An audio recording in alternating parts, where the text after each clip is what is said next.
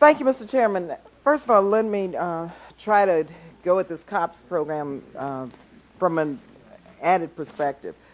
First of all, in listening to the debate today, we all know and recognize that there are guns on the street that don't belong on the street. There's a proliferation of guns, especially assault weapons, in many of our communities, not only in urban communities, but in suburban communities.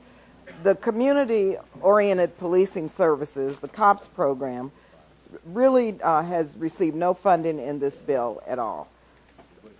It's very important, I think, that given the decisions that this committee and others continue to make in this body, that we provide our law enforcement personnel with resources so that they can address crime prevention before these crimes are committed, but also ensure that our families and communities are safe given the proliferation of guns now that we see taking place again and again and again.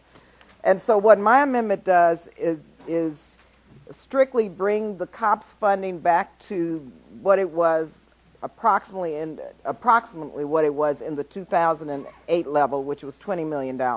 So I'm asking that we look at a 0.04% cut across the board to generate about $23 million for the COPS program.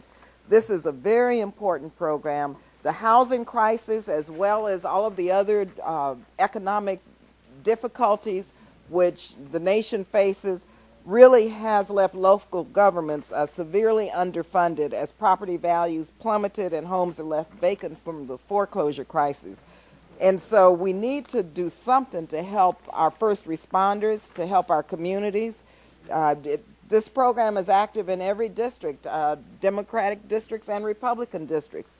And so without action today, the men and women who put their lives on the line every day and who have been supported by the COPS program, they won't have a fighting chance. And I think it's very important that at least if this body is going to continue to allow for the gun industry to thrive, we have to do something to help those in our communities, prevent the increase in violence that this is allowing to happen. And so I hope we do something, and I'm urging an aye vote on this amendment.